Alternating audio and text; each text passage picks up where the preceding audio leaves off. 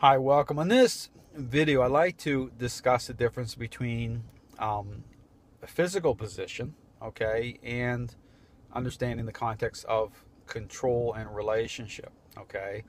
And again, when I talk about, again, when you see these trainers talking about, and the word, interesting word you hear is expediting the process, okay, and getting a dog to respond, okay. So this is where even using something like a prong collar will play into this problem, because again, understand it's about how you're engaging the process, okay. The how, again, I approach it in a very specific way through specific interactions that fade the owner into the relationship, okay. But in terms of how the majority of trainers approach it, okay, they're just looking at a response level. They're not looking at the picture with any sort of depth level. They're looking at it, get the dog to respond so they can just sell that picture without any sort of, putting the picture to the test properly or any context. But getting this thing about physical position, and again, this is where you see this even through using certain devices. I talk about stay away from using a prong collar.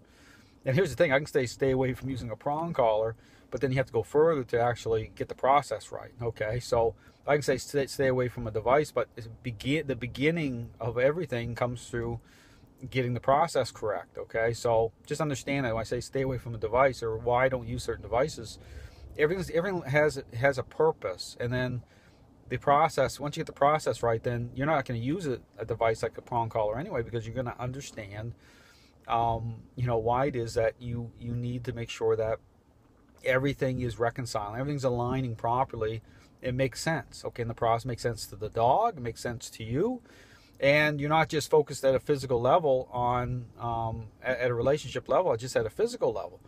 And so again, when you're using, again, a prong collar is a great example, because what people look at in terms of their struggles with, in terms of controlling a dog, is, for example, the walk, okay. This is where when a dog has control in the relationship, they're gonna try to get out. They're gonna try to get out in front of you. Okay, that's just natural. Okay, where the mind goes, the body follows.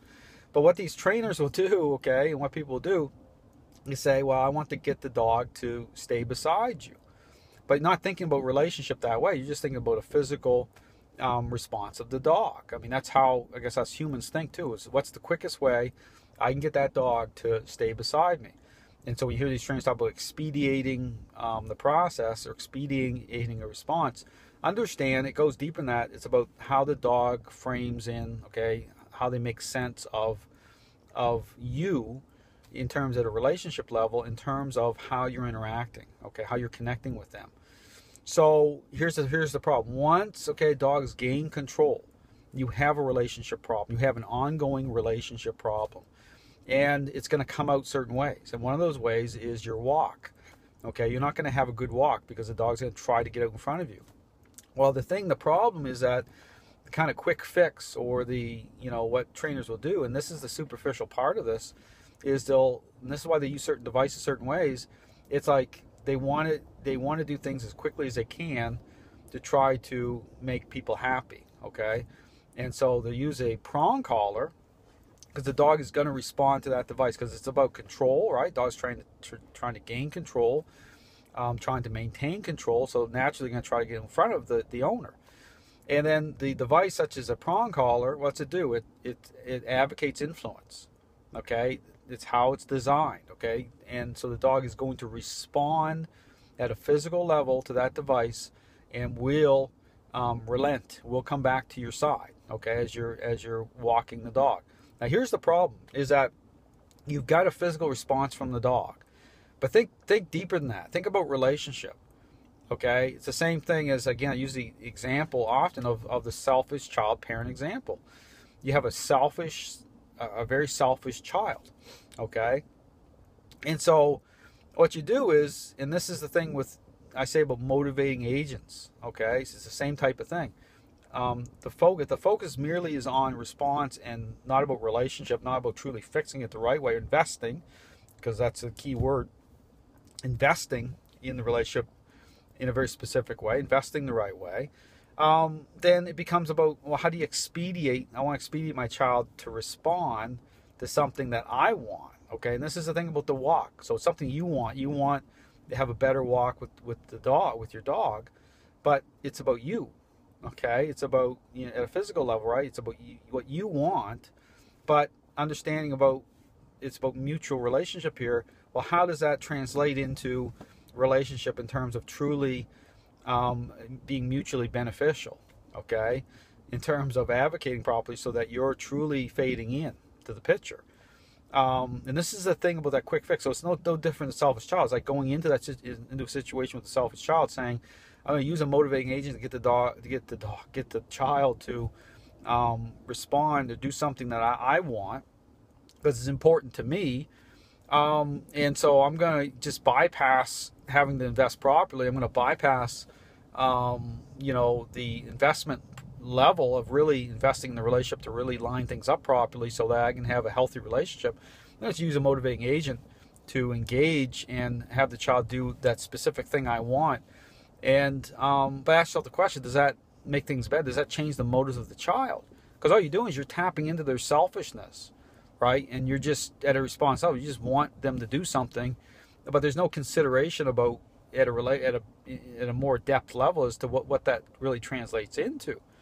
And this is the problem with dog training, is that you're using certain devices like that without, when you step into a relationship problem, without really thinking about, okay, how do I make sure everything lines up here? How do I, you know, how's this going to translate into not just at a physical response level, but a relationship level, to make sure that I truly can get to a point where I don't have to use a prong collar. I'm going to have a great walk, and, you know, because I'm going to be faded in properly. And so understand, when you jump into this thing with using devices that way, yes, you get a better physical position, but that absolutely does not mean that the relationship's getting better at all. Okay, this is why people become device dependent, right? They deep down, they know that the only reason the dog is doing better on the walk is because you have that device on them. And then you never can get clear of it because you didn't start the process out correctly to begin with. So you have to step back and understand everything has to come through the right order of things. And so the integrity of the method, okay, interaction based, that needs to begin the process. And then the devices tie in, but then you're not going to use those devices. I show that very clearly because the devices need to line up, okay, to be able to establish you know, the right foundation in terms of how you're fading in, okay, through, I call these moments, okay, influence is taking hold. You're investing properly in the relationship, and the integrity is there as well. So again, I encourage you to really think about the role of devices. Don't ever think just because you put a device on your dog, whether it's a prong collar, a remote collar, that's the be-all and end-all. That's it may appear as though you're getting a better relationship, but what you're doing is you're getting better response, maybe. The dog's responding but still holding control. Okay, so just understand, it's like my selfish child example. You get the selfish child to respond, but what are you tapping into? You know, what are the motives that underpin response? Okay, what are you playing off of? How are you engaging that? The dog's responding because influence is happening, but through what? Through you or through that device? You know, how's that lining up? You know, so again, it's all about getting the process right, right from the beginning. And then the devices, they reconcile, and everything makes sense to the dog. And that's the thing about truly fading in, truly having meaningful influence in a good way, where you can have a great walk. The stress loads are going to come off your dog, because that's the other thing, is that you can put these devices on the dog still hold control, ultimately still be in control. You have better physical position, and the dog still be stressed, okay, because you haven't released that burden from the dog. Okay, the dog's still carrying that burden, because with control comes stress. So there's a stress level. This is where this issue about fear aggression. See, the dog's very reactive because how the mind of the dog is impacted through having a level of control and the stress that comes onto a dog. Okay, so anyway, if you have questions, check out my website. Lots of great information. Thanks for watching.